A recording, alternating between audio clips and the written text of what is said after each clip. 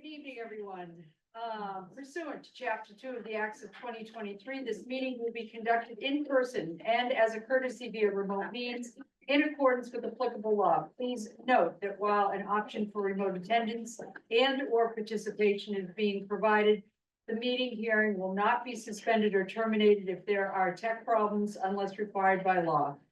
The local scene, formerly PAC TV, will record this meeting. Anyone intending to make an audio or video recording of this meeting should notify the chair, me. Link to live stream, HTTPS, I can't even read this, YouTube.com channel UC_SBNG, is this new? -IYBEW, forget it, no one's gonna listen to me and hear it, it's on YouTube. So there is an added link which can be available on our agenda, which is posted on the town's website. So welcome, welcome. The schools are here and perhaps you would like to kind of go down and introduce yourself in case somebody that's listening in or some of my members are not familiar, although I think we pretty much are. Katie, do you want to start? Yep, Katie Clary, School Committee. Matt Gambino, School Committee. Liz Fairley, Director of Business and Finance. Danielle Klingeman, Superintendent. Beth Wilcox, Assistant Superintendent. Laurel Deacon, School Committee. Catherine Marshall, School Committee. Kelly Bresnahan, School Committee. Laurel, did you have I to need to start go. your meeting? Yeah. Go ahead. I don't think you have to read the You just did. chapter thing again, but yeah. Okay, yeah, call meeting to order. Yes, yes, I think you know us. Friend, Sean, Betsy, Kathleen, JR, Chuck, Ted, and Mary. Thank you.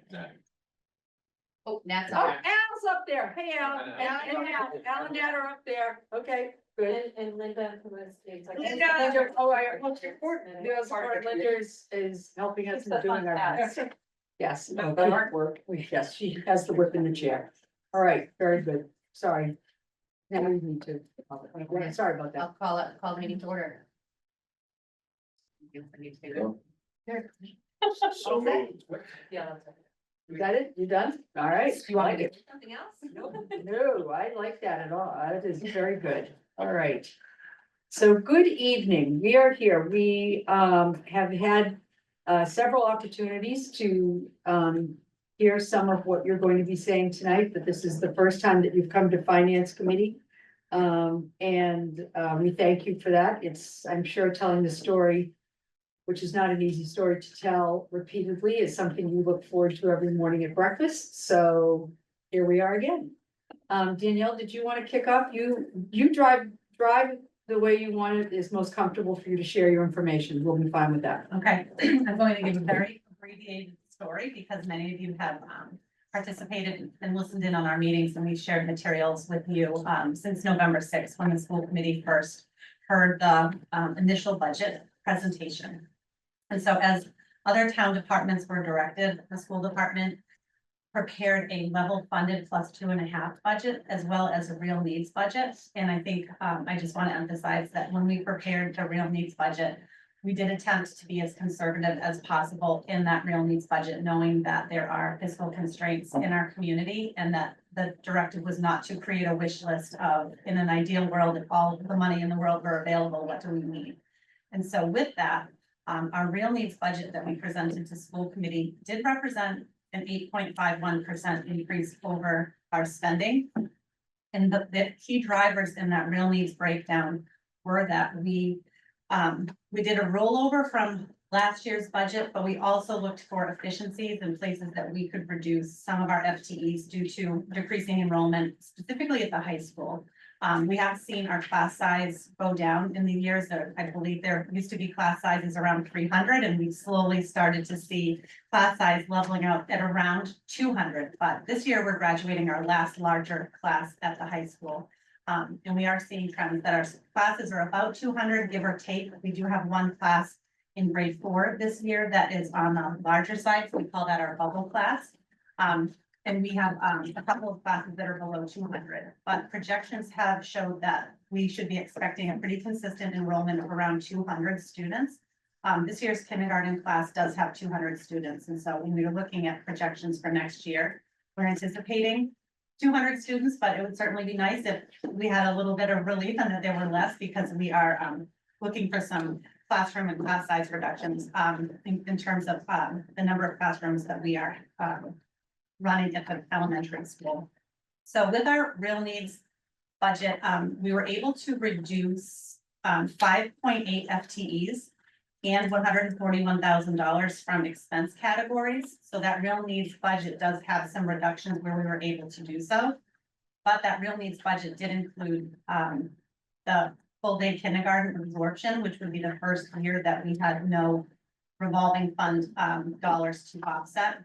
It also represents a facilities cost adjustment. We've just seen a great need with our aging facilities and our maintenance of our different HVAC and different systems we have in the school, that we have increased repair needs as well as staffing costs. And finally, we had proposed a Unit A market adjustment. So as many of you know, our Unit A consists of our teaching staff. It is our largest group of staff members, and they follow a collective bargaining agreement that we negotiate with them typically every 3 years. And when we did our last contract negotiation with Unit A, we did, as part of the contract that we settled on, agree to do a wage and compensation study, much like the town had done previous to that. And so when we did the wage and compensation study in 2023, it did show that our teachers were slightly below market average in terms of comparable school districts. And so we weren't looking to see if the Duxbury teachers could be the highest paid group in our comparable districts, but we were trying to get our salary schedule to be within the average. So we're slightly below average. You know, I don't mind you interrupt. Go right ahead. Well, would you like to have questions after you finish the presentation, or? I would be comfortable with whatever you typically do. You can ask questions as we go along. That's fine. Okay, and the reason I wanted to stop, because you mentioned the reduction in the facilities, and myself, JR, and Friend are the three liaisons to our new facilities director here in town. And we are not surprised at the results of the guys, help me out, trying to say this in a way that's politic and diplomatic, but that The we. breadth of issues, Thank the you. volume, the variety. The extent. Perhaps some deferred maintenance through the years, right? So, and I'm concerned about reducing any kind of facilities expense on the school side. Not only because number one, that It's an increase though. And so we it did. was an increase or decrease. It was an increase, and so Okay. we had heard that finance committee had a couple of questions about that increased facilities allocation that we were looking for. So if you look on the new presentation that I just provided to you this evening on slide 44. Okay. She's gonna get to it. Why don't we let you? And I might not, so I'm not going through all of it, but certainly if you had questions about our facilities costs, Lisa did pull out our chart of accounts. Perfect, then I'll just I think there what precipitated that was last night when we were talking about, cuts. I think, Matt had asked, Right. well, would the facilities be an appropriate cut to make versus Okay. staffing? And I might, And it's, a Turn around Sophie, that. it's a Sophie's choice. So, but I believe that the answer was that, you would be hard pressed to say that would be more important than staffing. And, it's been such a hot button. I think that was. And that's kind of why I picked, because I heard Matt, I was listening to the meeting last night, because I couldn't join you. And I heard that the discussion about facilities, and I just had, my ears perked up, because I thought, oh, we have, that's such a hot button on the town side, right? And I wanted, when it's appropriate, when you're bringing it up in your line item, if we could kind of hit on that a little bit, I have some questions about that. Yeah, absolutely. And I think just to speak to that, when we developed our real needs budget. Yeah. We had worked closely with Katie St. Clair, our new facilities director, and Yes. she actually demonstrated for us a few projects that weren't even on our radar screen that ended up on our capital, prioritized capital list this year. And so Lisa, working with Katie, had determined that our facilities lines were not exactly where they should be. And so with that real needs budget, we had asked for that increase of $125,000. that would increase the contracted services line. Right, and And the the supplies substitutes and and overtime. Yeah, so what I heard last night, Matt, and I thought this is what I heard you say, maybe it was, didn't come to some conclusion. But I heard that there was a reduction of 125,000, and I went, oh, that would be that would be cause of concern. Well, I just recall asking that the 125,000 line item for facilities, I was asking, is there any way that that could be deferred? Is there any way we could hold the buildings together with bubble tape, bubble gum and scotch tape if we needed to? Yeah. That was just in the You spirit learned of. that bubble gum and scotch tape approach. Yeah, well, it was just, I mean, that was in the spirit of just trying to find some ways of, Okay. realizing some savings in the budget. Well, and when we get to that slide, you can, educate me more. On bubble gum or On scotch bubble gum and tape? scotch Okay. tape, or not using bubble gum and Okay. scotch tape and maintaining our facilities and Yeah. our investment. So thank you. And I think when it comes to the school facilities, we have really worked hard to maintain the buildings and take as good care of those buildings as we possibly have been able to. I think you've probably seen workers out there replacing the roof lately, and we have the flashing being worked on this week at the high school. So between Alden, Pack, and the middle school and high school that sustain a lot of wind, those roof Yeah. areas are. And something you to got some stay on ARPA top of. funds for that, Yes. which was a blessing, but I think it's a overall concern. It doesn't matter who owns the Right. buildings, they're all town assets, if you will, and have the care and responsibility of the schools, but they're all overall town assets. And they have all been, not as top of priority as perhaps would have been desired. And those beautiful, that beautiful campus of the medical mill and the high school. Certainly we want to preserve the, that the lifespan of that, facility. I think that's why that emerged as a real need that we highlighted, and I think that the conversation last evening was just if we had to make some. We had to trim, would you recommend facilities to be trimmed? And I'm sure Katie St. Clair would say no. I'm sure many of the people in town would also say no, that we need to maintain our power. And I talked to Katie this morning as well. We had a little conversation about it. And again, I was not in the room where it was happening, right? So I wasn't, when you're starting to talk with multiple conversations that it doesn't always pick up. So I might have misheard the whole conversation really and what was trying to be discussed. So thank you.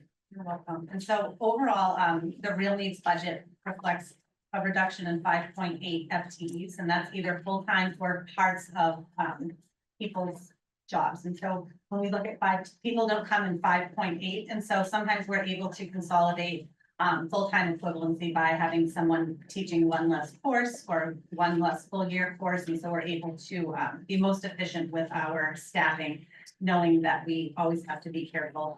We don't put a 7.51% increase lightly. We know that that's a number that the town doesn't typically see, and that would really make you open your eyes wide when you first hear that. And so we were cautious when we were putting any requests on that real needs budget.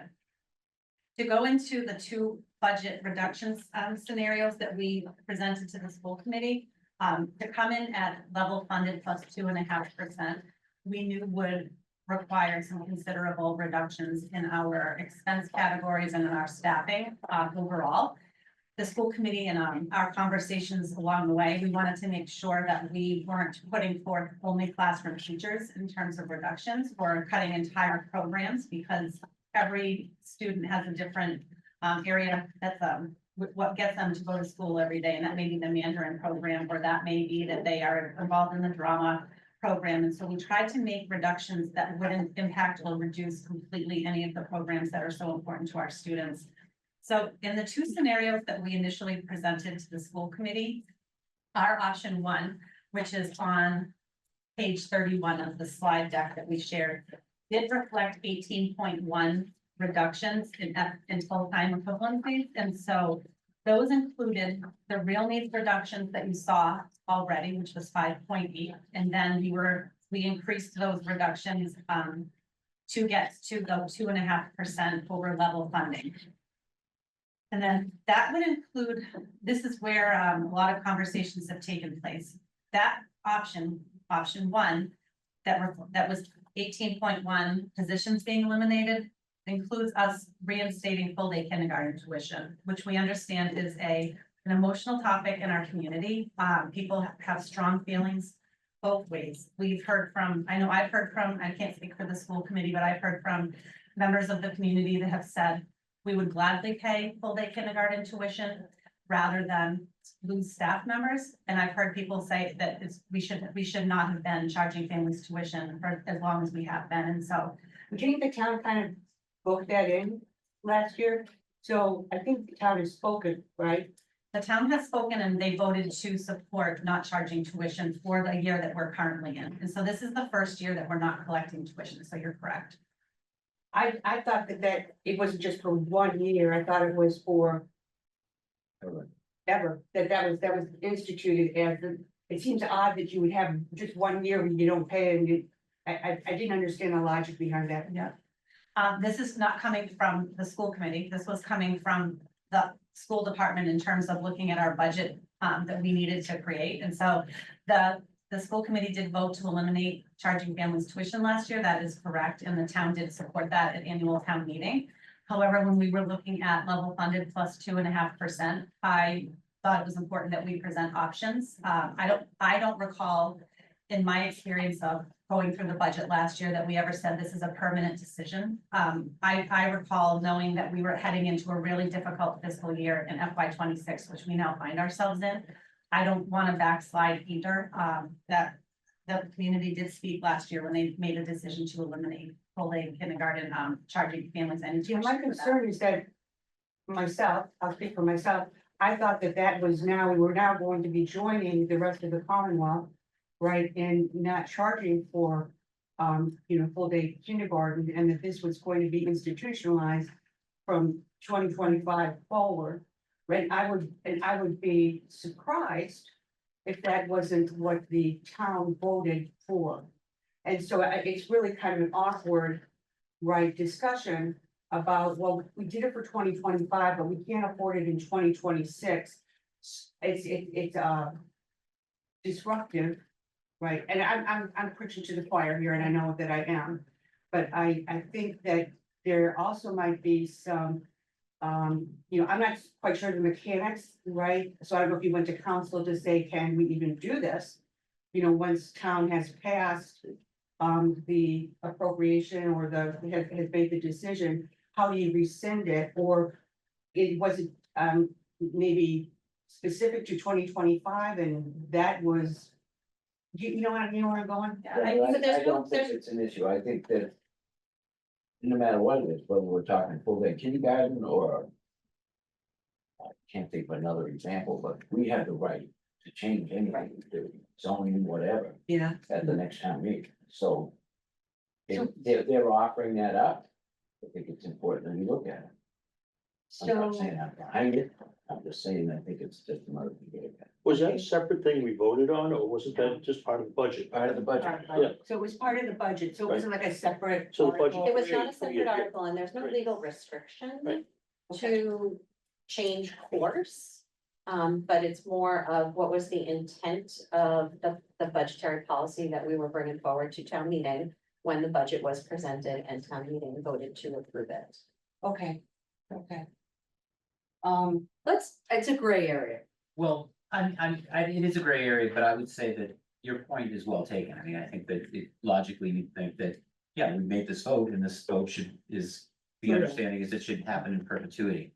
I think proponents of the recant or the rescind or whatever you want to call it, would tell you that all schools in the Commonwealth, all schools throughout the country right now are in a uniquely bad situation this particular year. This year is in a lot of ways such an outlier and such an anomaly from a budget perspective that this is almost, kind of comparable to, kind of like a nuclear option in terms of like helping us, save staff. Because this is a very unusual budget year, not only for Duxbury, but up and down the board. And so I can't speak for Dr. Klingman, but I think that was part of the calculus around the option around full day kindergarten rescinding, because the budgetary situation is just so severe. I think it's a great marketing technique to sell the fact that we don't want to do that. So it kind of snaps everybody up. Oh, Great, I'm glad you feel that way. I think that we would want nothing more than to have this never be a conversation again. I think that what took place last year with the information we had at the time, we were able to, as a community, make that decision, the vote at the town meeting, and the school committee approved the budget prior to that. I think where we find ourselves this year is a really unusual place where the level funded plus 2.5 really brings us to a scary scenario, and I think that's that second scenario that was presented to school committee. It's option 2 for us, and it's slide 35, which goes to exactly what you're saying, to continue to offer the programs we offered this year, including universal and full day kindergarten. But with that, in order to reach that level funded plus 2.5% expectation from the town, we would need to reduce 24.5 positions within the town, within the school department, excuse me. So what happened to the 10 positions that were granted? Was it 10 positions that were granted positions? Didn't we have some FTEs that were? Yes, sir. Yes, sir, thank you. They've been rolled into the operating budget. How Some many have people been, were there in that group? Just 4? There were 4 rolled into the operating budget last year. Correct? so But this we last. lost the funding for those. Last year was the last year that ESSER funding was available. And so we had eliminated one of the positions that we had added during the pandemic, which was a 0.5 speech and language pathologist. During the ESSER funded positions, we had added a section, 2 classroom teachers to bring us to 10 classroom teachers per grade level, K through 5. And then we had added 2 math teachers, one at Chandler and one at Alden School. And so those were rolled into our operating budget last year for FY 24-25, FY 25, which we are in right now. So those positions were included in last year's budget presentation in approved budget. So if we didn't have the ESSER fund, what replaced that funding source for those FTEs? Those were rolled into our operating budget. Because they used the revolving fund to pay for kindergarten. That's how, I mean, that's how they afforded it. I mean, I'm not trying to be, Okay, all right, I'm just trying That's to work just the the answer. logic and, I mean, it's good, obviously, your decision to do, I'm just trying to work the logic. So they and- weren't the and- same positions, but as you'll see in the real needs scenario, we are reducing 5.8 positions, even in any scenario. So we have essentially reduced any positions that were added through ESSER. They may not be the same ones, but we have reduced more than we added. Okay, that's kind of where I was going to and understand. are the 5 that are the efficiency reductions that you did because, you know, every year it's a little different. and You Yes. have to address what Yes. the population and needs are.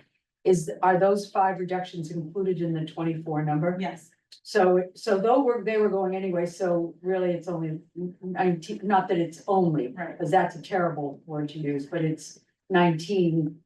And as opposed to 24, because 5 were gonna go anyway. They are, if you look at slide 37, it gives the cumulative summary and the 5.5 includes the 5.8. Yes. There's just a lot of complexity and moving parts in it, and I'm just Yep. really just trying to. Totally understood. If you look at slide 37, you'll see by column the cumulative cuts. And so the first column is the real needs reductions, which is more than we added during ESSER. And then you'll see the other options, and then the total at the end is if we are that option 2, where we fund universal full day kindergarten, and we also make the staffing reductions necessary to be able to meet that budget. So it's 18.7 with those, the efficiency, which is, you know, okay, great. Okay, thank you, Danielle. Are we back at 33? Are we past 33? We are on whatever slide, I think that really is it in a nutshell. You know, we are you all are so structured in how you deliver information and I get a little jealous sometimes. We're a little more stream of consciousness, so forgive us for that. It's just kind of how our head works as a group. Well, again, because of the complexity and of the work and time that it takes, because I know you have several committees that work throughout the year to contribute to and constantly thinking about, right, how this all comes together. And it's certainly more than, 2 or 3 meetings that I'm going to attend. So what I'm trying to hone in on is what a lot of it is like maybe when we get to town, some of the questions that town, like we come on the floor, right? It might be something that, I could understand for the support, right, this, or not, right, depending on whatever. But just to have the answers to, support the content in your presentation. Okay, let Brent's gonna. I just had a few questions and, obviously my information is based on the original presentation we received when we came to your first hearing. And there are some changes here that may, answer my questions without me realizing it, so you can tell me, Point you in the take right care of direction. already, friend, don't sweat it. And I don't wanna beat the kindergarten thing to death, but I, for one, would come out where Kathleen comes out. That it's very hard to not charge somebody for something and then go back and say next year, oh, we're gonna charge you again. And I think we have to try the best we can. I know each budget's different and we get to change things as we go along, but I have a sense that we have made a commitment to these people not to charge going forward, and if we could find a way not to do that, it would be a plus. But while we're talking about the kindergarten charges, puzzle over how at the end of the life of the tuition-based kindergarten, we had a bucket of money left over. And I think when I look at the numbers that you're talking to now about charging $3,000 per person, and there's roughly 200 children, that amounts to 650,000 when you really only need, 600,000, you only need 450 in your budget. So you're already building up an extra 150. Now, I think that money comes from, you're allocating overhead to the program, like part of the administration, part of the building, part of electricity, but you don't write checks for those things. You're just allocating. So therefore, you're kicking extra money. Now, on top of going back on parents, if we told them we wouldn't have to pay, we're now gonna make them pay more than it really costs to run the program. And those monies are becoming available to fund other things. And I think if we do that, we're crossing the line in what you're allowed to do. I don't wanna put anybody in the position where I'm accusing you of something illegal, but I think we can't take that money and apply it to anything else. Like we did last year when we had that kitty and we took 450 of it, which was only less than half of it, to pay for that year's tuition. But the rest of the money went to pay for other things in the budget, and I don't think you can do that. So I'd like to answer that for you. So first answer. I know you've got a bad cold, but I can barely hear you. All right, so the first part of it regarding the tuition, and we made assumptions in coming up with our estimates. We estimated an enrollment of 200 students, but not all students would pay the full price. So there are families that may qualify for free and reduced or have sibling discounts. So that's all a factor in. And we also make assumptions that not every student would go full day, and that families or more families would choose the half day option, which there is no tuition for that. So to your point, it would not be the full $600,000, would be less assumed for revenue. Kindergarten is only to be used on kindergarten costs. Kindergarten revolving accounts can only be used for kindergarten. Costs. Is the revolving account still there, or did you? The close revolving it out? account still exists. It's completed yet. Okay, well, It still exists because we are actively using it to cover kindergarten costs this year. Is there money in it now? Yes, How much? because this is the year that we are utilizing those funds and we increase the offset. So in Q1, we did not offset any costs to that yet because school had just started. So in Q2, we start to realize costs. So by the end of December, we'll have transferred over essentially 4 months of kindergarten salaries to that account. can you tell everyone how much the total kindergarten salaries are? So the total kindergarten salaries are approximately 1.2 or $1.3 million. I apologize, I don't have that number exactly off the top of my head, but it's in excess of $1 million. And that is How for, many kindergartens are there? And Okay. and so that is for 10 teachers and 10 instructional assistants as direct costs for kindergarten, regardless of the funding source. When we also allocate funds to the revolving account, we are also required to cover the cost of the town's share of insurance for folks that are paid out of that account. So The difference on that calculation you did also includes what that estimated town share of insurance would So be. the 450 doesn't really reflect the cost. of it. No. By No, description. not at all, not at It all. just gives that false impression when you see Right. that Yeah, number is, this is what it costs us, what we're gonna charge. no, yeah, It's not not at even all. close. I'm glad you asked that because it does give that impression and that's what someone might be thinking at a glance. Of course, yeah, that's what I thought. I was wrong. Because we also, in the operating budget, we also have instructional materials, we have, you know, the shared cost of our specialists and our additional student services. So all of that is a factor as well, that's already in the operating. Would you know how much is in the revolving fund now? And it is the same balance that we closed out FY 24 with, because we haven't tapped into it yet. And so, excuse me, we haven't allocated the expenses yet. So there is the $1 million that we are offsetting this year in that account currently, which will. So that'll pay for this year, But it will pay for this year, yes, so we're talking FY 25. yes. So by the end of FY 25, the balance with Will be gone. it should be gone. And is nobody's in half day, I think, or, There are no half-day students, it was not an option. and what about last year? Last year, we had 4 or 5 half-day students. So people aren't taking advantage of the half day. Oh, no, and that may change depending on things progress. We need assumptions. Have the kindergarten teachers weighed in on whether they could complete their curriculum if somebody chose half day? The curriculum is so much different. I mean, 10 years ago was round scissors and get in line, right? Or 15 years ago. I'm dating myself, but Raise your hand. but now the curriculum is so much more robust for that age group. I think that what happens when you are trying to consolidate a full day's learning into a half day is the developmental opportunities for students to play and interact with each other in small group. You start to cut into that.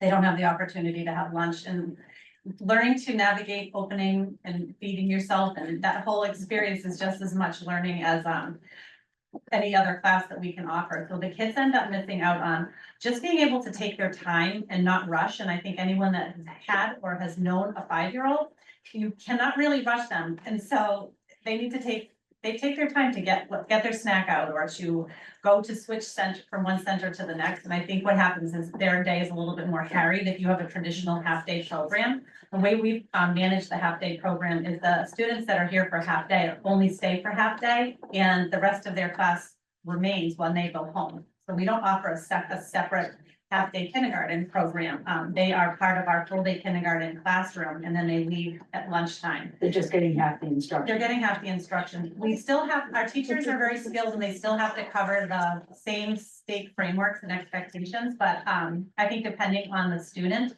you may have students that are not as skilled in early literacy and math when they're leaving a half-day kindergarten program, but you also may have a situation where a family is really doing nice enriching activities with their kids outside of school. And so I think it's really hard to say. I think for sure the teachers that have taught both half-day and full-day kindergarten by far prefer the full-day model to be able to get all of the different aspects of the state framework. Teddy, you had a Yeah. question? Yeah, I would hope sometime tonight that the group would kind of refocus. I think we have great professionals. Yep. Both on the school and town side, who run circles around the rest of us in terms of preparing what we need. But if, in my estimation, humble though it may not be, our return on investment is what happens to those students when they graduate from the Duxbury schools and go forward. And in my estimation, kindergarten is full-time, is an important part of that learning experience. So I don't even think we should be talking about, well, we gotta dump kindergarten. I think we need to refocus our attention on how do we raise the monies, which in this case, it hasn't happened since 1990, but we need an override.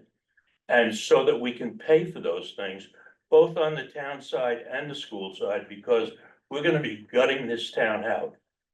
And not only will we make it this year if we gut it out, it's gonna be worse next year.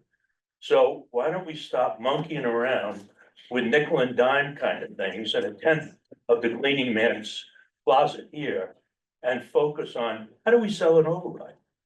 Because we need it. I mean, and I think we all have come to that conclusion, or at least I have.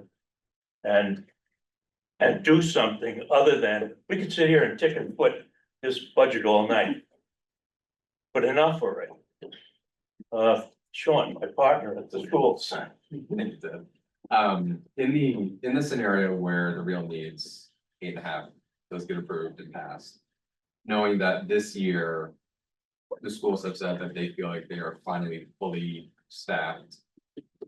What would the projection be for an ask for FY 27 if there's an 8.5% increase approved this year? Are we looking at still significant increases, or does this set us up for consistent 2.5 or around 2.5 going forward? I think that's a tough question to answer in a way that the finance committee would really like. Because I think that when you're doing school year by year rollover, our responsibility is always to operate as efficiently as we can and not just assuming that we're gonna hang on to every single thing we have this year, next year.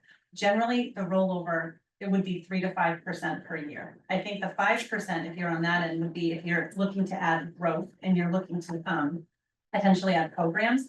But I think that it would be more sustainable if we were to find funding to be able to have our real needs met this year. We would be able to function in the next few years at around 3 to 4% increase without having to have significant reductions. It's difficult to do a rollover for a school budget with increased utilities costs. We have so many fixed costs, which you're aware of. All of the utilities costs, all of our special education costs, which are mandated, and we must make sure that we remain in compliance with because we owe it to our students. Those rising costs, which you'll hear across the Commonwealth, have just really put school districts in a unique circumstance where we aren't able to function with a 2% increase without making cuts. But I do believe that with the real needs reset, if we are able to move forward from there, that if we are looking at a 3 to 5% and closer to the 3 in the years to come, we should be able to make that work. Agreed. Okay, now that we've totally blown you off for us, continue, I'm sorry. I don't think I have anything else new to present, but I don't know if anyone on the school committee has a point. Oh, Fred had a question, I'm sorry. Columbo. Or Yes. questions. Yeah. I appreciate the depth of the information provided, but I get lost in there sometimes. And one of the things that I was struggling with was the way you did 3 budgets originally. Rather than just taking the level plus 2.5 and then the needs. I think I was comparing, when I was looking at your level funded budget didn't have a 2.5% number in it. And that's why you had an 8.5% gap to fill the needs you really wanted. So the But if number. you add the 2.5%, that it isn't really 8.5, you have to come up with, it's less. Because you're starting at a higher level with adding that 2.5 into last year's budget. I don't think you ever added it in. When I No, was we looking didn't, at we didn't, so if you look at slide 29. it. In which, the original. or Either, revised? I think the new one that said, November 20th, it will be slide 29. This is the 2.5, that's the 2.5%. Yeah. 3.5. Exactly, budget meeting, Yeah, budget fee reduction, slide 29. Right. So, I think you're familiar. So FY 25, our approved operating budget was 43,253,48. A 2.5% increase on that is a $1,081,259. Right. and what's, do you $81,000. you know the contractual obligation that you have for the 2.5% that you negotiated recently, or? So the teachers have a 1-year contract extension Right. because neither party felt as though we were in a position to negotiate a new 3-year contract at this time. Yep. And given that the current extension is for 2.5%, that's not a clean 2.5% increase because of the steps and lanes. Right, but do you have a number for that, what Of that, the, of the cost of the, of what the 2.5 will cost? I I mean, I know that when I've done other contracts, we always would scurry around and say, well, what's 1% cost? And, you kind of had an idea as to what the impact would be. So what's 2.5 I cost? can get that to you tomorrow. Oh, we don't have that right now. I just don't have that. okay, that's fine, that's fine. 2.5, Mark? But the reason I was asking is that I sincerely doubt that $1 million even covers that. That this, is not- this budget B probably doesn't even cover. The assumptions that were made in the development of this budget included a 2.5% contract increase. So it's built in. It was already built in. That's Oh. not an additional sum. The 2.5%, So it was the increase, the $1 million increase, so the level funded, the 26 included that. yes, So that was part of the drivers of all the other cuts and whatever, okay. we wouldn't have, we had to do that first before we were able to determine. No, I get it. If you go to page 18, in either presentation, the original or the second one, you know, I was alluding to. At the very Yes. top, your starting point, final budget FY 25 is 43,250,000. In the middle of the page, it says budget A, real needs, 46,9, creating an 8.5% increase. You go to that next section. There you're adding the 2.5% to the original budget. So it's really the 44 between the 44 and the 46 is your gap. I'm just saying it's not 8.5%. It's less than that. Right. By that extra 2.5%, and I think it overstates your case that you need more than, people get shocked at an 8.5% number. And it's not 8.5% when you really No, it's compare six. the two. It's a unless year you're- six. I don't know whether you're looking at it just where you were last year, where you want to be this year, you're so hung up on that number. No, we're not hung up on any number. We're not, we also, when we say level services, what we're looking at is our overall programs that we're offering this year. But again, we always consolidate. And so the 2.5% increase, the space between the 2.5% and the 8.5% is our gap. And we had to figure out ways that we were going to get there. And so that was with a combination of expense and staffing. Okay, one question and then one statement. The market adjustment of $1,088,000, is that it? Where is that number in reality? Is it something that was committed, something you hope to get in order to go back and offer? Well, So where does number- that stand? That number reflects, we had agreed to conduct a wage and compensation study, and when that was done, we had a consultant work with us that determined that the teacher's contract and our teacher salaries overall were a little less than 4% below market average. And so that cost would essentially be a little over $1 million to adjust. Well- It doesn't live anywhere. It's just that's the cost that would get us to market average, so that when we go into the next contract negotiation, we're not faced with the same situation that you're seeing in several other area communities where you're trying to make up more ground than any community can afford. We, the finance committee, was very sympathetic to Article 4 of the annual budget, which deals with the non-union members that do not have collective bargaining to help them get to steps and automatically move up every year. And they were basically falling behind the union payments. This should be a collective bargaining issue in your contract negotiation rather than, I think, a separate item like Article 4 was, because I'm hoping they're not looking at that and saying, well, the town side got that and we want that too. Because you're not comparing apples to apples. These were non-union people that didn't have the benefit of collective bargaining, that frankly were falling behind, and we were trying to get them up to speed. I think the teachers over the years have had collective bargaining, have gotten annual raises, 2.5, 3, or 4, 1, whatever, annually as their contract allows, year after year after year, and that really constantly gives them a building edge over the non-union folks, and I just don't think it's the same thing. And I'm not as supportive of that as I was for the non-union folks who just were falling behind. Right, and I think, I want to be really clear that, being part of the last negotiation, the teachers were not trying to, say that they saw that other members of our community had, that separate process. The wage and compensation agreement was made because when the management side was coming in at that contract negotiation, we were feeling as though we were offering a very fair and competitive package. The union, on the other hand, felt as though they were below market value. And so we were having a difficult time coming to a middle ground with an appropriate COLA increase that the town could afford, that we wouldn't have to reduce and cut staff.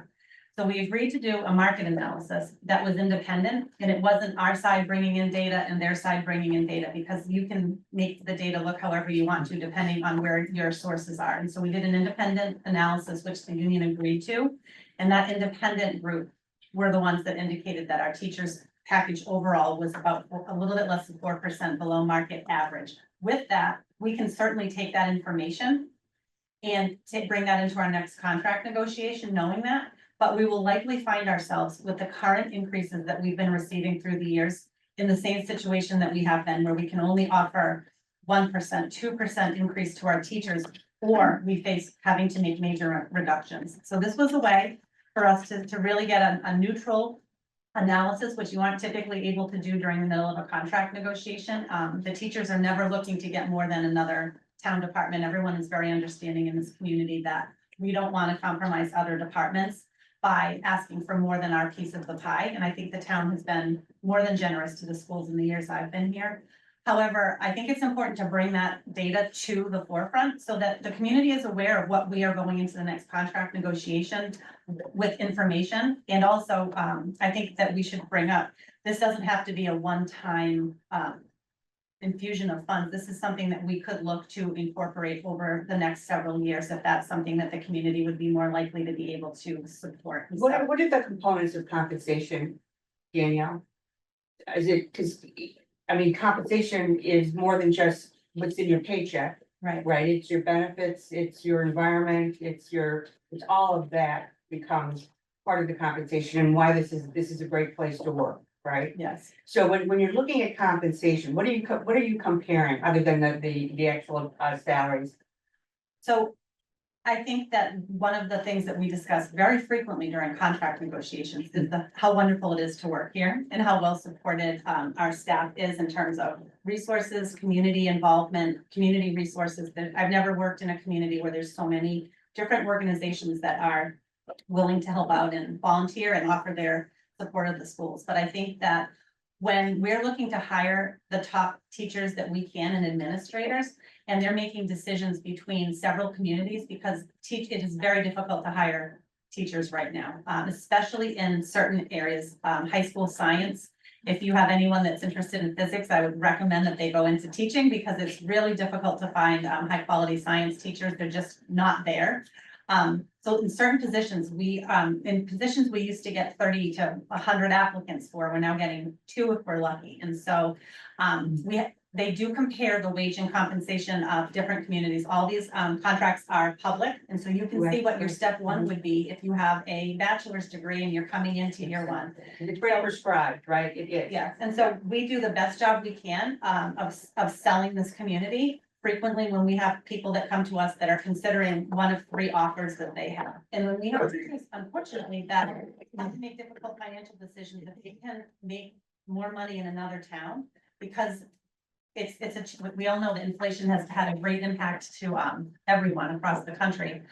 So sometimes we are losing teachers to other communities because it's no longer a world where you stay in the same district that you start off in, because you can go get a job at top step in another district because school districts are that desperate to be able to hire licensed staff.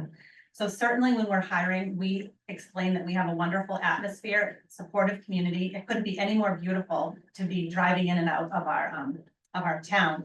Also, we have strong insurance, which we frequently bring up. And so I think all those conversations take place during contract negotiations, but usually what ends up being a sticking point is if you're not within the same range as other communities, that tends to be a sticking point during contract negotiations. So we do as much as we can to make concessions that don't have cost, but we get to a point where. And when we're talking about the range, the actual dollars and cents, right? When you say 4% below, are we 4% below the middle of the range? Yes. So. Generally speaking, right, so I've done compensation work in my past. 10% either side is generally the average of the mid-range. We fall within that. So you're looking at standard deviations, that it's all within the same range. I think that when you're doing contract negotiations, I'm sure you've experienced them. You can look at these things from many different angles. Yeah, and I'm not a contract negotiator, so I don't want to put myself out. It's a really difficult situation to be in, and I think that when our teachers are at the bargaining table with us, they are very clear that the expectations of them are extremely high in this community. And everyone has the most high expectations for communication, quality of instruction, ability to respond to families and to intervene if there's an issue with a student. And I think that when it comes to a community with the high expectations we have, we cannot then turn around and say, we're gonna pay you below the market average for comparable schools, but we're going to expect that you perform the way every other top performing school district performs. And so I have a hard time with that. Thank you. Hate to bring up sore subject, but we talked about the other night is capital, curriculum. Yes. I did ask and I got a response regarding, it was 650,000 for two programs, K-5 literacy and high school math. 350 and 300, I guess, but I wanted to know if we could sign a contract for 5 years and pay annually. And it was, Lauren alluded to the fact it was more expensive, so I'm thinking, how much more? Well, I found out today, and it's substantially higher. I think the literacy program alone was a 350 number for 5 years. For 1 year, it's 200,000. No savings there, that's for sure. So I just wanted to thank you for getting that information to me, because I know other people had it in their minds as well. And it's not a viable solution. Now, was that so it was a 1 year contract? There's no presumption there that it's a 5 year program that you're paying, this is just the first year, 5 year commitment by us or anything like that. It's just 1 year deal, that's all you get. Yes, so when we are reviewing and looking into what our options are, we did ask for a 5 year and a 1 year. And so it's not with the 1 year, it is just the 1 year. And there is no incentive or anticipation that you would continue with that. So that's really why many districts, in addition to having a curriculum for more than 1 year, because of that consistency and the coherence that it builds for the students and the teachers, the instructional components of it, but there's also a financial piece that of course, the vendors do want you to buy into their program and use that for more than a year. And 1 year makes no sense at all, even from a cost perspective, or the fact that you could follow the program the following year. 350 versus 10, 200. 200 a year 300 times for 5. 5 years, 200,000 for 1 year, the literacy program, the K-5, Wow, Yeah, it's a considerable savings when you make the 5 year commitment. obviously. huge. Well, if you could get 200 a year for 5 years versus 350 for 5 years, that's a big number. I did research it though. I went back, because I'm a sick puppy. And I went back 20 years of, we have not funded curriculum through capital. You did not have, and this is where it might have gotten confused. You did not have a capital budget before, 08, FY 08. Your capital budget was included in just the school budget. So the town would vote the school budget, which was inclusive of any capital expenses that you were going to make. We changed that in 08. And I think it was because, we were looking at building the new high school, middle school, and part of the concern was that the buildings were, it was difficult for the school to make that Sophie's choice. Hey, I can keep a teacher or I can replace the boiler. And the boiler always lost. So we then switched it over so that you did have to go to fiscal, and that because the capital then would force everybody to make good on those commitments and take away the ability to use those funds elsewhere, but. We And went back then to, that first year was a debt, this is history now, debt exclusion. And it was so horrible that, all they did was buy books. And I can remember it now that we did this because the books were so old, they were out of date. There weren't enough in the collection for all the students. And it was not just like one class, it was across the board, and it was a huge amount of money that was a debt exclusion just for books. And that was probably the confusion, like, why are you buying books if it's not curriculum? But it wasn't, it was replacement. Maybe there were some new programs involved in that, but it has never been used for a curriculum purchase before. We I'm went not back- saying it can't be, but I'm Right. just, we went back as well to see if we could find some of the capital presentation from days of yore. It looked as though ask in the Alex's way- mother. Oh, I should, in the Wayback Machine, which you can go on the internet to be able to look at, the way the website looked back in 2006, 2007, 2008. We were able to see that at times capital request had come in from the school district that had, kind of an emergency use fund that would be able to be, that was able to be used for any other kind of emergency that came up. So we weren't sure, looking through that to see if potentially curriculum purchases were made from time to time, or if year-end funds were used. to It was purchase a line item in the budget that was, honestly, it was. Mickey McGonigal would know, because he was the author of that, Right. that little Dickens. And, it was just a line item for whatever could go wrong, but it was not capital. It was just for, like, kind of like your sped emergency fund or any other emergency fund.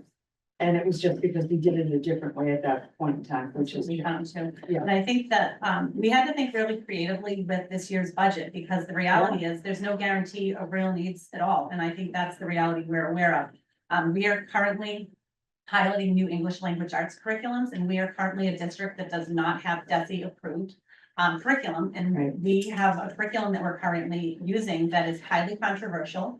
And we are supplementing our program with a lot of different resources. So our students are not necessarily getting the same experience in class by class, and our teachers are having to do a lot of juggling to fit in the different components of literacy K to 5. is this the one that's partnered with the one we already bought last year?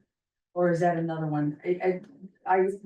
We have Haggerty and Foundations, which are strong phonemic awareness and phonics, but And you did one in middle school and now we're trying to do the all. that's separate, because Oh, what I'm okay. talking about is the English language arts curriculum that Oh, we have sorry. K through 5. Last year, we were able to incorporate a matching grant for new curriculum in the math area for our middle school. So that's Oh, being okay. implemented this year. Okay. The second ask on the capital request was for a continuation of that math program to be able to be incorporated to the high school. We have seen, we've seen a lot of improvements with our students' outcomes, the better vertically aligned we are. And so that was the hope with that math curriculum at the high school, to be able to carry on the same style and techniques of math when they get into the high school level. Right. Thank you.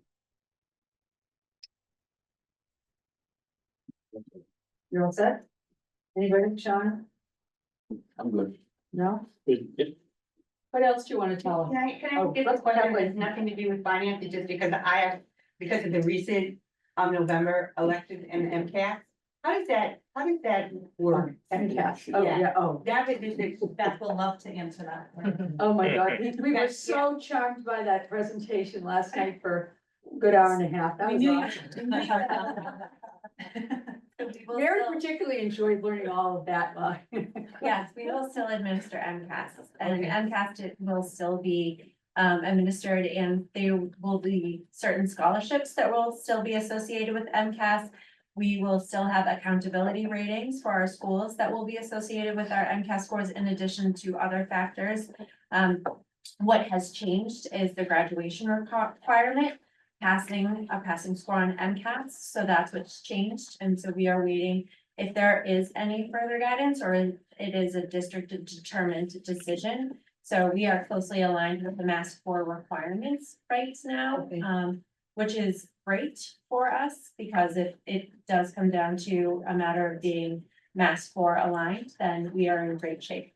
But really, MCAS will continue. We will administer all of the same tests we have done in the past, and it still will be associated with other things such as scholarships and accountability ratings. so it's still considered an achievement level as the kids go through. Yeah, it will still continue to give us information about whether or not our instructional programs are working. Okay. It'll particularly track how we're doing in addressing the achievement gaps. Are our students who are high needs, if they're on a 504 or an IEP or an English learner, are those students reaching proficiency? And so that gives us a lot of important data. What will change is there's a very small amount of students in Duxbury who don't end up passing the MCAS test by the time they're in high school. And so what will change for them, which is what Beth was just saying, is will we be able to say that our students have met all of our course requirements and attended school, and can we give them a diploma, or will we have to put another some type of assessment or requirement, portfolio requirement in place for our students who have not passed the MCAS test? Thank you, because there was so much information and maybe misinformation, as we came up to the election, I was thinking, even at the ballot box score, like, Yes, no. I know. And I think a lot of people, the next day, were like, well, you don't have to give MCAS anymore, and we're like, no, we still have to give Okay. MCAS, and so I think that was a natural, conclusion that people came to, when they heard that the MCAS was no longer going. Because I always thought that the MCAS was a good thing, right? Because it gave you, there was a metric, right, that you could measure again, right? And it both from your curriculum and how you're doing instruction as well as how the kids are progressing. Yeah, this is Boston part- Magazine- Thank you. Boston part of that Magazine part. likes it. I think that what we don't love about MCAS is the number of days that it takes for Yeah. our students to be able to administer it. It's a ton of work ahead of time for our administrators we have to hand enter all of the data for our students. Wow. So if students have individual accommodations, now that it's computer-based, it takes weeks and weeks ahead of time to make sure that the day that you're logging in, the correct test is in front of you, the accommodations you have and types of, whether you have highlighter tool or different screen accommodations. So it's a lot of work on the front end, and it's a lot of days for our students to be testing in the spring, so it's exhausting. I'd love to see it shortened in some way, because you can't do everybody at once. It's such a huge task that you have to spread out all the grades and all of the hands on deck that you have helping. And you know, presumably it takes away from regular class time. Absolutely. Yet another unfunded mandate, but. Yeah. Would it be helpful to kind of, for a minute, kind of talk about where we go from here as far as trying to get to a number? You know, I'm not trying to put Mary on the spot, and I'm not going to put Mary on the spot, but we have not got, because I just got the fish I like, didn't believe. Take a walk.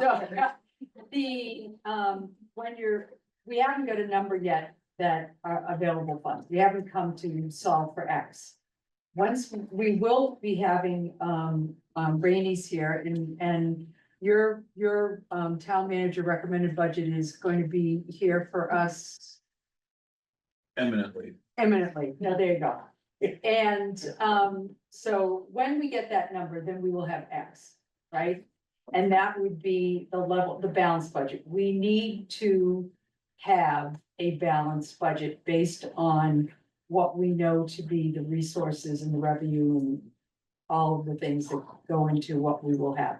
Now, obviously, some of that is a guess. We don't know what chapter 70 and chapter 90 are going to be, and we don't know what new growth is going to be, but we have a good idea based on past experience as to what that can be and to help us solve for X. So what we're going to be doing is, and I'm not sure how this is gonna go at town meeting or how it's going to be presented, because nothing will be presented unless the selectmen choose to put an override on the town, in the warrant. We can't do it, you can't do it, the selectmen hold that as part of their parcel of powers, and I'm sure you are all aware of this, that they will have to be persuaded that this is something that they feel is necessary. But we will be, when we're going through our budgets with Rainey and we're voting, there will be the level funded, plus 2.5, which will be adjusted a little bit, but will come to solve for X so that we have a balanced budget. And I think that one of the safest things I can say is, no one's gonna be happy. That'd be a safe thing. That is correct. You promise no one's gonna be happy, a promise, oh, I'm promising, okay. You're not gonna be happy, we're not gonna be happy, no town department's gonna be, it is not gonna be happiness in the land. Some departments will be less happy than others, but unhappiness will prevail. And then the second budget, which oddly enough, we call B, you call A, or we're just gonna call it option 2 from now on, because I think it's, we'll get rid of some of the lettering. We will have to then work through to see, well, this was what our real needs on the town side, which we've, heard from you, we've heard from them. And what Rainey will recommend and what we work out is something that we can go to the selectmen and say, this is what we really need. And selectmen, here's the budget A, here's budget B. And I would be very surprised, and this is not speaking for the committee, I'm just speaking for myself, that at that point in time, an override was not part of the conversation and, that it would have to be something that they would have to strongly consider. Because if we end up without that in the warrant, and you all know this, there's no way that we can do your real needs. It's without, firing the police department, which would be bad for everybody. And, so we can't do that. So, that's kind of where we are. It's exciting, but I think we'll get there. We have till March. Rainey has to deliver his budget, and we have to get through voting all of our budgets by the 9th. And, at that point, when does the warrant close? For the selectmen? Roughly, December-ish, is it still in December? I think so. So they will have to come to some conclusion on this issue in rather short order. I will offer a recommendation. And the recommendation will be driven from our work here. Chuck has a question. Chuck, Okay, so. If we go, say we're gonna end up going to ask for a perhaps 2.5 override, yes, you have your level budget. Okay, does the vote on the override just the difference? Or is it the entire amount? It's just the difference. just the difference. It's just the difference, okay, so. And it could be more than the difference. Okay, but say we don't want, Excuse me, you're right. It's. Let me explain it to you this way. Article 5 is the operating budget, right? That will be balanced. right, Anything above and beyond that is what's called a contingency budget. And that would be a separate article that would be a dollar amount defined. To give you an example, when I worked in Harwich, that contingency budget was 3.2 million. And that was a separate article, and in that article, it said that we'll consider the idea of adding another $3.2 million to the budget to be placed on, with a question to be placed on the ballot for an override question. So that, once that passes, then it would go 2 weeks later to the voters for consideration as to whether or not they want to vote on it. Do you give just the dollar amount or the percentage? Just the dollar amount. Not a percentage, And it has to be a purpose. dollar amount. The separate article is a dollar amount. Yes, it is. That Yeah. the Fixed dollar community amount, will because take a that'll, vote on. that will be in the ballot question itself. So And purpose. one of the things that purpose. is, difficult in this political climate is for any government, municipal, state, federal, is to go to your voters and say, trust me. Nobody trusts anybody, right? When you do an override budget, say everybody adds up all the needs and real needs, and it is, and I'm making up this number, I'm not doing this from any knowledge base. But say it's, $4,750,000. And your recommendation then to the selectmen is, we're not gonna cut it that fine. We would request that the override be $5.5 million. And with the understanding that we will not raise and appropriate $5.5 million. We would raise and appropriate $4,750,000, but that would give us some additional levy. That in following years, we would not have all this fun again. It would, and more of a recognition that 2.5 is not adequate due to inflation and the cost and, whatever's going on in the world. Now, going to your community and saying, we need 4,750,000, but we're asking for 5.5. You then have, folks, you heard it at the special, people standing up and saying, I think this is a good idea, but, one guy asked Rainey to promise him that he wasn't gonna spend more than that. And He's my friend's father, I know him. Yeah, I know. No problem.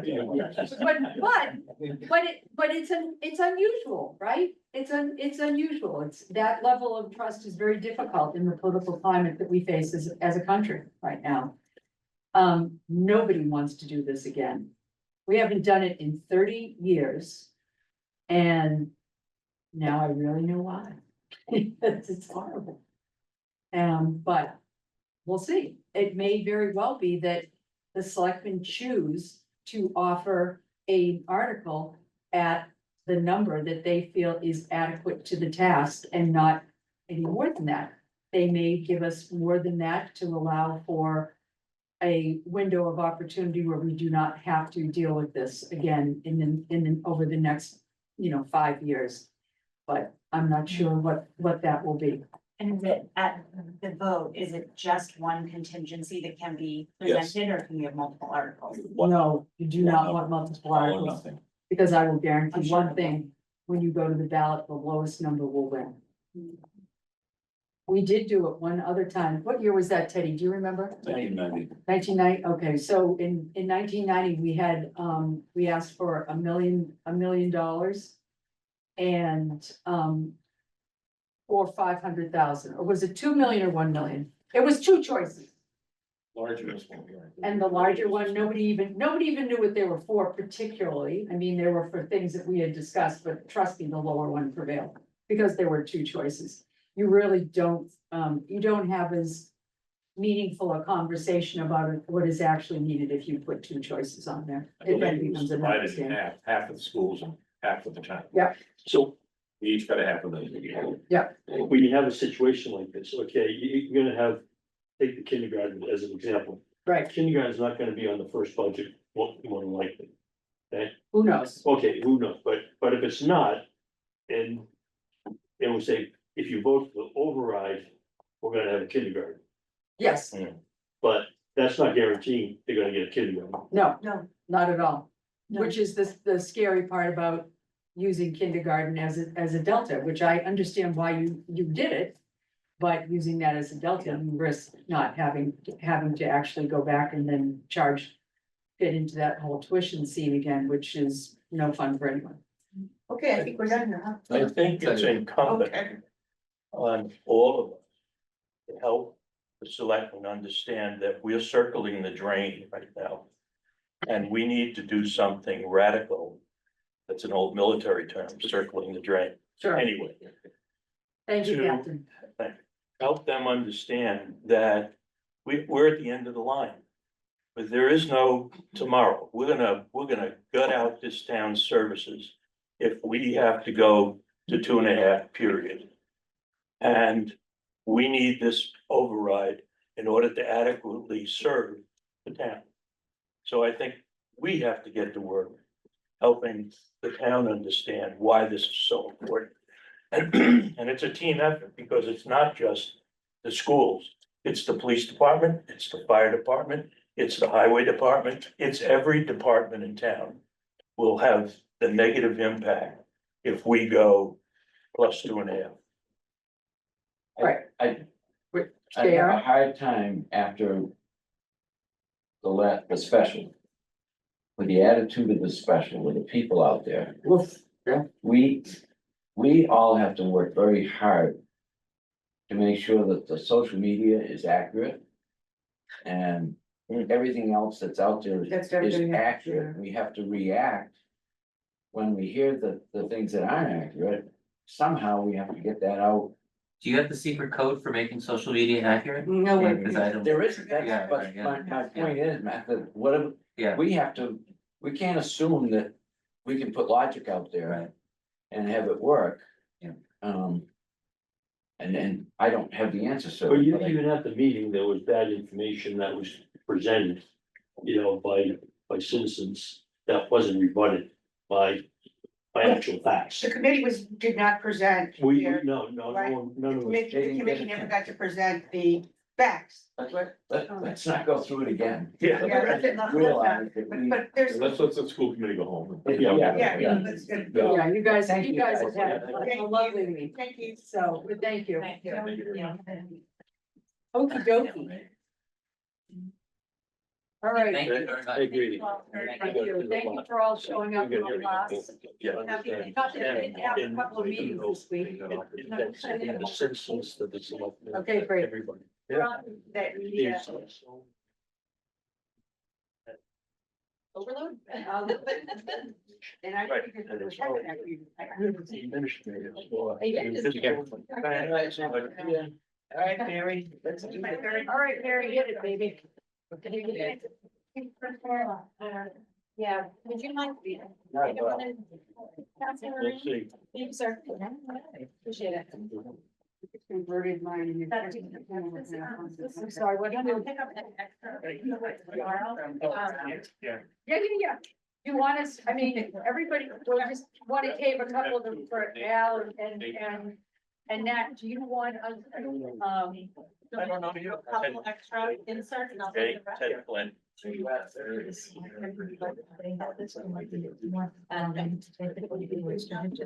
I'd rather give them the full binder and not just. Okay, that's fine.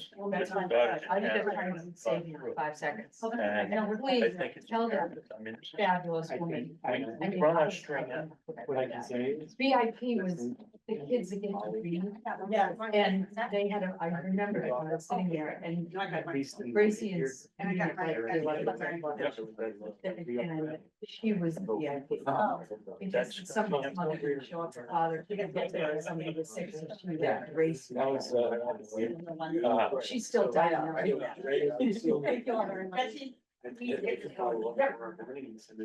was eating like, I know, but we put the Irish combined. Okay, so does everybody have a pocket? I don't- With the Well, I spreadsheet don't that know. looks like this? yeah, thank you. When should parents contact elected?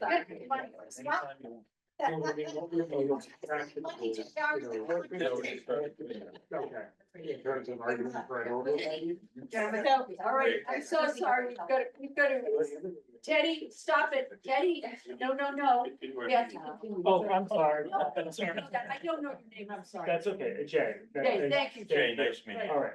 Yes. Okay. Yeah. Okay, so we've gone, let me start by, going over the spreadsheet that's in front of you. The first line is retirement. We have already talked about retirement. I have presented that in an earlier meeting, so I'm going to skip over that line.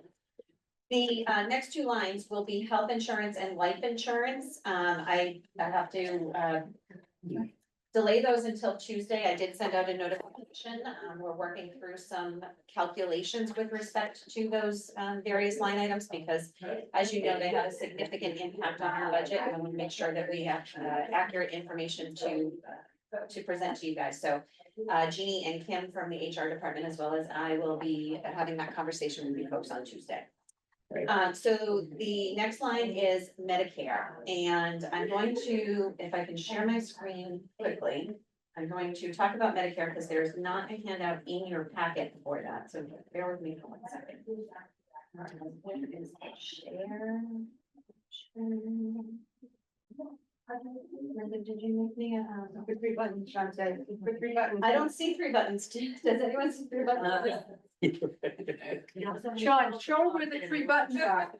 Come on, this is your one job, you have every meeting. I don't even see her on there. She needs to know where the 3 buttons She's not on there, you're right.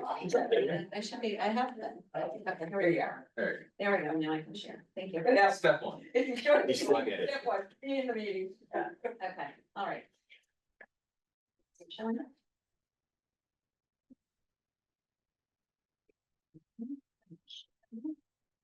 There you go, it's starting. Okay. There you go. Need technology.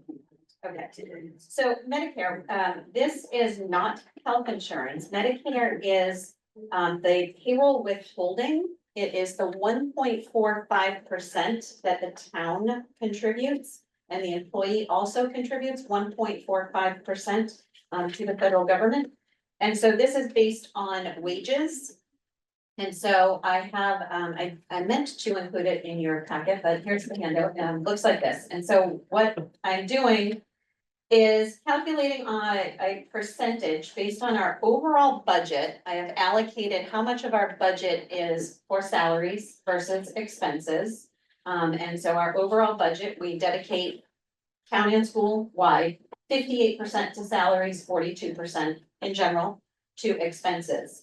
And so based on that allocation and our estimated cost for salaries, the 1.45% comes up to about 776,000, give or take. And then when we factor in the 2 enterprise funds, because all payroll withholdings flow through all general fund accounts. But these enterprise funds do reimburse us, but we need the full appropriation in the general fund in order to pay these costs. So my recommendation for FY 26 is 811,654. you'll see that it is slightly lower than the total estimate for general fund plus water plus rock included. And that is because we tend to budget somewhat conservatively with respect to Medicare, because during the course of any given year, we have all sorts of staffing changes that happen. And some folks leave at higher levels and are replaced at lower levels. So what happens is, rather than over budgeting in this line item, I look at it very closely as we get closer to the end of the year. And we project out payrolls to see if we need to make any modifications into that budget. So my recommendation for FY 26 for both option 1 and option 2 is $811,654. Does that make sense? Yeah. Okay. Fantastic. All right, I'm going to stop sharing. And flip over. Okay, the next line is workers' comp. And I'm gonna draw your attention to workers' comp and property and general liability. Do you see those two lines on your schedule? Okay. So in the packet that I just handed out, there is supporting documentation. I'm going to ask you to flip to a chart that looks like this. It should be page 3. Yep. Okay, so in your packet, what you have is some information regarding our insurance programs. Nancy O'Connor, who is in the town manager's office, manages our insurance programs. She does a phenomenal job working very closely with our insurance carrier. Our carrier is Maya. I know some folks have asked in the past, how often do we go out to bid for competitive pricing from other insurance carriers? And I can tell you that the town did go up to bid a few years ago, and Nancy has covered that in her memo that is also attached in your packet. And what we find time and time again is that Maya is not only the most popular insurance carrier for municipalities in the Commonwealth, and they cover approximately 80% of the municipalities in the Commonwealth. Because they offer very robust products, and they offer those robust products at competitive prices. And so we are very comfortable that we have very competitive coverage in place with our current carrier. We also work and I'm using the collective we, but I am making it very clear that Nancy does all of this heavy lifting. She does an incredible job at it. And I want to make sure that that is recognized. She works very closely with our carrier to take advantage of every credit opportunity that they offer. They offer credits for our staff to attend training programs. They offer a lot of workplace safety training programs and leadership programs for our department heads. And so she works very hard to make sure that we attend those programs, and in return, we receive rebates or credits on our premium costs. She also takes advantage every year of the grant programs that they offer, and in her documentation, she's outlined a number of the items that we have obtained through their grant programs to offset or to replace budgetary costs. Or they could have been things that we were foregoing in our budget, and we've now had an opportunity to be able to seek grant funding to fill those needs. So with that being said, once a year, we ask Maya for an estimate of what the next year's costs are going to be with respect to our premiums. Note that Maya does not set our official premiums until the spring. They don't set them until April. So we work with a budgetary estimate because our budget process is so much earlier than other communities. What they typically do is they set their rates in April for all communities that are having May and June town meetings. And so what they have indicated to us, and based on the cover letter that you can see from Maya, and this is their estimate, that they are recommending that we budget a 15% increase in our premiums. Yep, that is due to some experience that we've had. But this chart here is the cost breakdown, and if I can draw your attention, the first group of lines before the first subtotal, that is our general and property liability insurance. So that subtotal line, if we go all the way over to the right of $799,000, that is the estimated premium cost for our liability insurance. And the row right below it is our premium cost for our workers' comp coverage. And that workers' comp coverage is at 271, 378. You can see that Maya works very closely with us to give us details based on cost centers, if you will, for our coverage. And so we're able to track that information. But total cost for our insurance policies for FY 26 is estimated to be 1.07 million. Is there one particular area that's driving that 15%, or is it across the board? Guy saw this deer. That's so fun. Stop playing with your phone pen. Let's do. Oh my goodness, I'm paranoid of Zoom bombers now that we have it. Yeah, now that you've got- Don't need any unwanted guests or uninvited guests.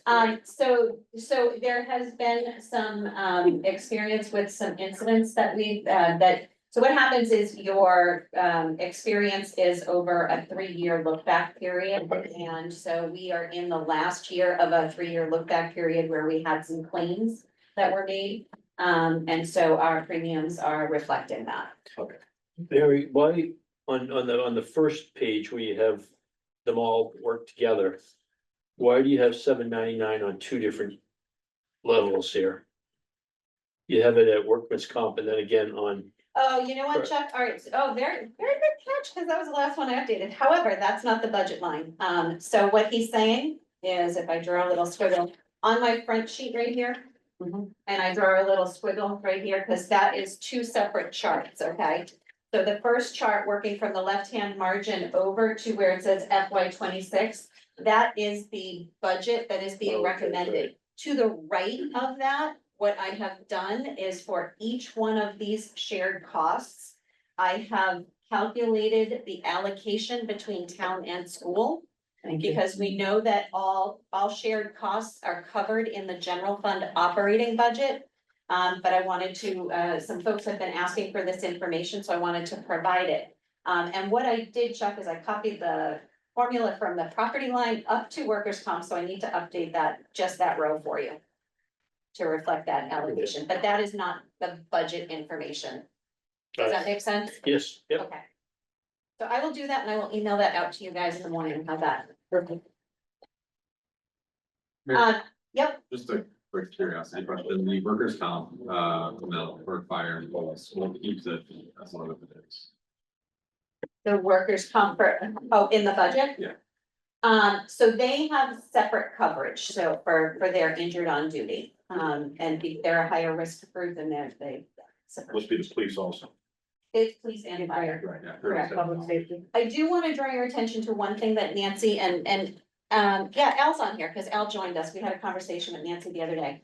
So the last line in that first chart, if you will, called insurance deductibles. So we have for many, many years carried $10,000 as an appropriation in that line.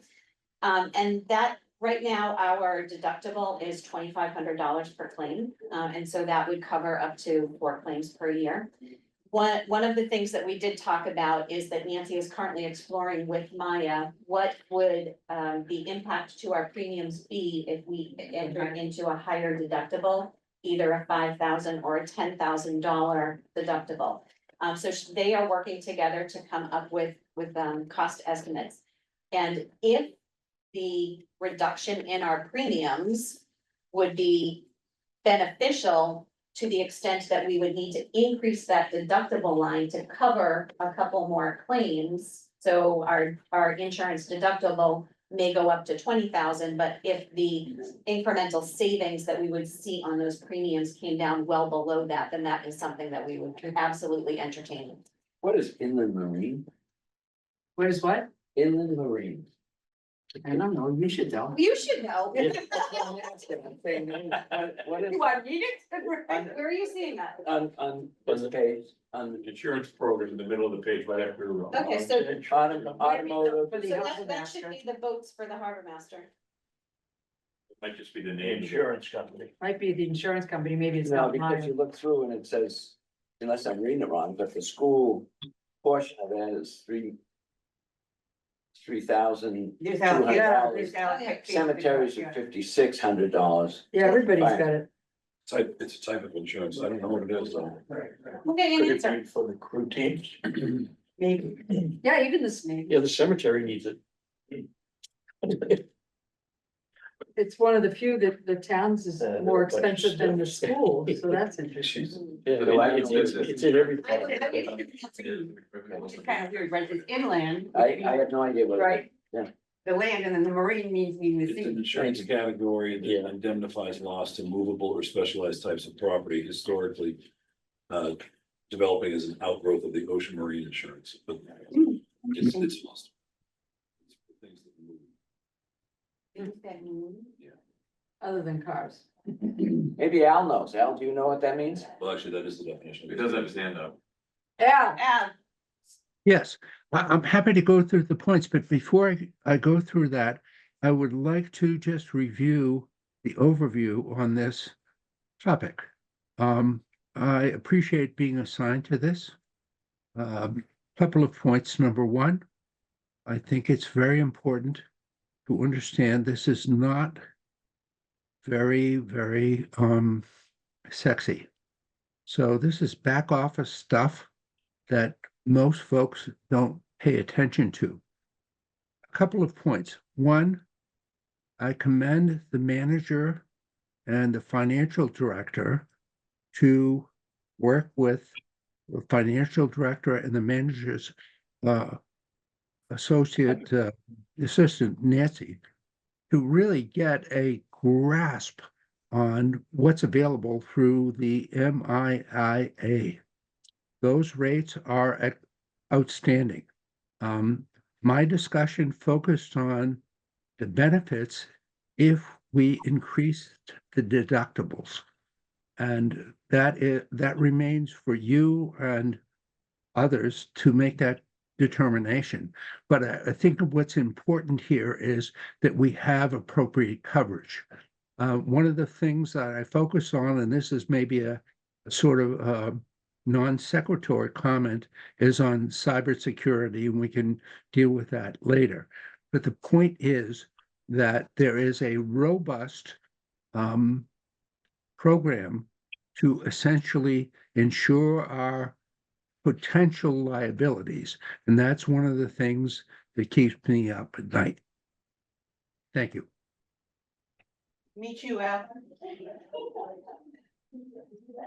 Okay.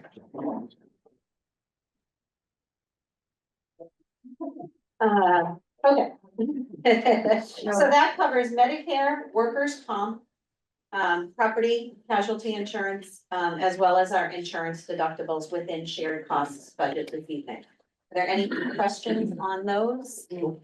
Okay, then for informational purposes, listed below that, I'm just highlighting for you. Our typical annual contribution to our OPEB fund is typically $300,000. This will be a separate article. It's not something within the operating budget. But while I was calculating these shared costs, I also wanted to include that as well. And then below that, you will see that I'm also including the unfunded liability in the allocation of the unfunded liability. And just as a reminder, this sheet right here is an excerpt from the OPEB valuation report that I sent out to everybody. For the year ended June 30th, 2024, and that is where you find this information broken out by cost. Can I ask you a question? Yes, ma'am. It's really the OPEB. Is, like the schools have a pension through to the state, right? MTRS. So OPEB here covers what for the schools? For all of the professionals who are not in, no. So I'm sorry, it covers everybody, because what happens is when teachers retire, they are still covered under our insurance. When they retire, their withholdings will come from MTRS and they get remitted to us as they do today. So as part of our entire health insurance trust fund, we have multiple funding sources. We have the town's appropriation, we have employee withholdings, their employee contributions. We also receive payments for premiums, if you will, from retirees over the counter. Mhm. We receive payments from Plymouth County for retirees who are retired through that program. And we receive contributions from Mass Teachers Retirement. All of that covers the cost of our insurance. Okay, That's, it comes to us by raise appropriate. This is raise and Okay. appropriate, yeah, yes. 300,000. ask you. Imagine I had a $500 million shortfall. That's gonna be enough. Scenario, and I'm going for that, you know, 50,000. Or did you forget to take it down? Al, are you waiting to say something or? Yeah. I would like to say something. OPEB is one of the least desirable things to talk about. Nobody wants to talk about it, and that's perfectly understandable. But OPEB is lurking in the background. 2 points. Number one, Duxbury, through this committee, the manager and town meeting has addressed it. And that's very important. We continue to do so. That is very important. Many others don't. And it's the kind of thing that will bite you in the behind. So I just want to emphasize that what Mary does and makes this projection and runs through it because nobody wants to hear about it, it's important, and I appreciate the opportunity to make a comment. Thanks. No worries. In the morning. All right, so that covers the shared costs that we're gonna talk about this evening. We'll do the remaining 2 lines on Tuesday, if that's good with you. Good. Okay. Are we still waiting to hear back, just previews of coming attractions? Because we had the increases at the beginning of the year. For the coverage for the retirees, the supplementals and all of that, those. Am I waiting for what? What the contribution will be for the Medicare, it's gonna be from the healthcare trust fund. Contribution for what, Medicare? The, Medicare health insurance program? yeah. Why don't you and I, we will strategize after the meeting is over, Okay, so that I fully understand what you're talking about for. well, the fact that it's going up December 1st or to January 1st as opposed, I guess I was kind of circling to if it does go up. Where we have the trust fund to rely on if we are. That is our only option. Yeah. Because town meeting has always set the appropriation for FY Yeah. 25. We cannot exceed that. You're right, appropriation. but we have, I think to the balance in the trust fund would be interesting. Yeah. The balance in the trust fund is over $8 million. Yeah, so we're in good shape. Exactly. What's the unfunded liability under pensions now? I know the number's coming down. 45,658. Nope, that's on OPEB. That's the health, that's the, that is for OPEB. Oh, okay. That's for the health insurance. Oh, That's not for pensions. Right. So that comes from Plymouth County, and when we talked about retirement, I handed out the chart for you guys to see that, so Probably buried in my spreadsheet. it's buried in your I'll spreadsheet, find but I it. know you Thank got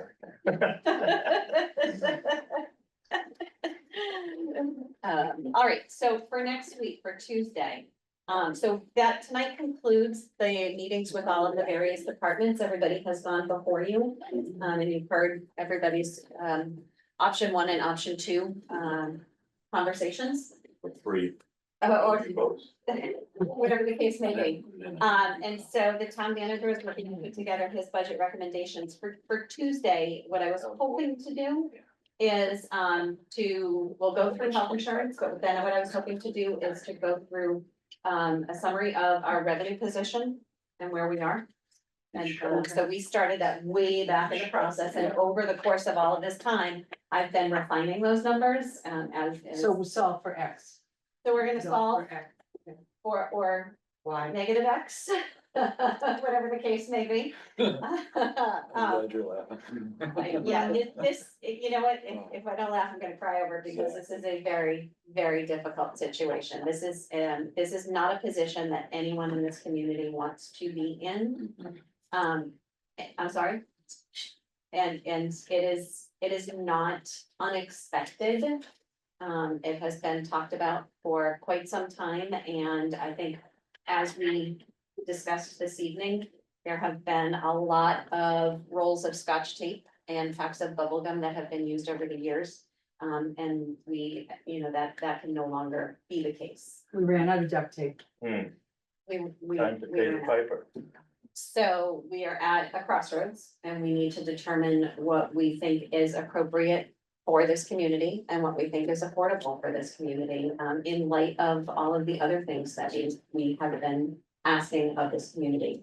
And I think you've heard some very heartfelt and informative presentations from a lot of our department heads. And I think it's also important to recognize that we also have a lot of new department heads that have come into these roles and have observed certain things. Fresh eyes, and are making, what I would consider, on the whole, some conservative recommendations to address longstanding issues. So we need to weigh all of that and figure out how that translates into a number. And it feels a little antiseptic when we talk about it that way, but that's the role that we have, right? Is what it is. I wasn't exaggerating when I said to the schools that I had gone through 20 years of annual reports, because it was just bugging me that I couldn't remember that exactly. So, it didn't take that long, and tragically, I have them. Every single year for the last 20 years, I read the town manager's report, I read the finance committee's blurb, and I read the finance director when there was one, whatever. Every single one, it was a concern about, we made it through, but this is not sustainable, we have a problem, we need to look at. Every single one, two themes, was that there wasn't enough money, that it was honestly, some of them were like, I don't know how we did this, but I guess we did, and. Well, we can say at the end of the day, whether the state coughed up more money or there were other. Well, COVID was a boon in some ways. And then, and the other thing was, hysterically enough, affordable housing and the need for affordable housing. And, it's interesting, and this is not a new problem. This is not a surprise. This cannot be considered a surprise. In 1990, what was the ask for the override? $1 million. And, 500 for the schools and and 500 what for the happened? town. Did it pass? Yeah. That was the last one that After passed. two or But three it was for 1 year though, right?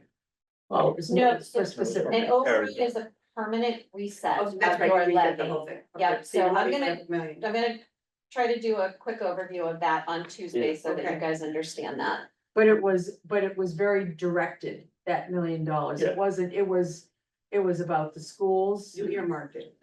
We were closing a school or reconfiguring, Yep. centralizing, and closing the Alden Upper, which then became the library. And I mean, there was a lot going on, for that override. Cool, sure. I think Sean had. Oh, Sean, you're so quiet and I don't see you. You better yell or throw something at me. Sneaky like that. No, you answered. I was gonna ask if there was anything that we could tap into prior to next Tuesday with regards to the review and education of the Prop 2.5. I know you shared that document on the 13th. If you feel like that is a good place for us to start, I have very limited experience It is. to it. Okay, It is a good place to start, and the DLS, the Division of Local Services, also has some pretty short videos on Prop 2.5 and on the levy limit. Okay. And so the levy limit is the term that is pervasive throughout a conversation about Prop 2.5. Friend, you dug up something on 2.5 and sent it around. Yes, I did. It wasn't a spreadsheet, so I remember. Yeah. No, it's just, I don't do spreadsheets. So when you do, that spreadsheet you were talking about doing, that, has all the departments in it, will that have, so you'll have the level budget, the plus the percentage, and then you'll have the incremental, increase as well? So we're working through that right now. Okay. Because I'm some of looking the to figure it out. I mean, numbers, it's not- Yeah. Some of the departments will have more than 2.5 to reach the bottom of 2.5, and some might have less. Sure. But we're not going to incorporate any number in level, in option one that is inaccurate. One of the things that we had picked up on is, say an department said, got a contract for their dumpsters that were gonna cost them $1,500. But last year it was $1,100. Even though they know that they have to pay 1,500, they only put the 11 in plus 2.5, which was incorrect because you're underfunding it. So I will, to that point, and you're absolutely right. So we did see some of those things. I saw a lot of, a wide variety of Creativity, yeah. creativity so, since we've last met, so first and foremost, that data has been scrubbed. So I have gone through that and I have, modified the option one budgets for all departments to address that situation. And all of that has been communicated to the departments for their review and approval before we present it to you. So that data has been scrubbed with department head knowledge and approval. Jimmy straightened around. Correct. So when we get the omnibus, it's going to reflect enough money for them to pay the bills that they've already got. Correct. So those departments that have mandated increases in certain things, like the porta potties over at the beach that Right. need to be cleaned on a daily basis. There's a contracted price for that. So that is option one. Okay. And the only other option to that would be to eliminate the porta potties. So we basically have 3 meetings. To get through to this stuff, right? Correct. So will we start looking at the individual budgets on Tuesday? Tuesday. Correct. Okay, good. So And just, right after you have your Thanksgiving turkey, we're gonna have a meeting that night. Yeah. So, Dan and his assistant, we'll be passing a lot of. That would be their labor. Yeah. I fear that the level funded plus 2.5 budget It's gonna be won't horrible. even work. It won't have, there's not enough revenue for that. You are 100% You're accurate. correct. It's horrible. Are we gonna be specifying the layoffs in that? Most likely. Okay. so, Because I mean, that's what they've done, is Right. gone to all the buildings and said, this is who they've identified. I mean, to the right, wrong, or indifferent, that's what they've committed to doing. so $1 million in 1990 is $2,415,000 today. That'd be nice if that was the end of it. wouldn't it? You lay off 24 people, you gotta carry 36%. Wasn't 24. You gotta add 8 more. Doesn't end 24, Right. Oh, you mean on the town side? any side. Because you have to pay You gotta Yeah, pay 36, you gotta yeah. pay 36%, so Yeah. for every one you lay off, you gotta lay off another 30. And that cost goes for X amount of time. So every 3 layoffs is one more person. Right. So if it's 12 on the school side, You know, $100 million in 1990 sounds like chump change to what we're looking at today. Yeah. I mean, I promised I wouldn't open my big fat mouth about I think numbers. that would go down a little bit. Didn't work, but, and I kept my word, You did, thank you, So- thank you. but. And I do appreciate that. it's not for the. I do appreciate that. Move to adjourn. All those in favor? Wait. We have minutes. Stick your finger up. No, we don't. Somebody have a question on the? But we have Al. Al, any Yeah, questions? I had one comment, which is, we can't forget how we got here in 1637. And by that, I want to invoke the word commonweal. Commonweal is an important, what's that? I said, we're gonna give you the hook if you're gonna start us in 1637. No. No, listen, Betsy, it's about commonweal. And I'm a CPA, I'm very conservative, etc. It's all about putting the group of the community above individual desires. And I don't think Right. we've got into that level yet. We've got 2 budgets, but we're talking about line items and breaking those things down piece by piece. Wait a second, you gotta kind of pull up, take a look at the overview, and then figure out what the expected and unexpected consequences are, and we haven't even gotten there. That's my comment. Thanks. Yes, It's hey, Al, and that, the paperwork that the school committee gave us tonight, I have copies for both of you that I'll keep with me, so make sure you ask me for them when you're on I next time, will, and I okay? got my book here, so. Thank you. Thanks a No lot. worries. Question, Al, were you here in 1637? No, In spirit I was, yes, Ted, that was absolutely is a. All in Maybe favor? God, you protected the.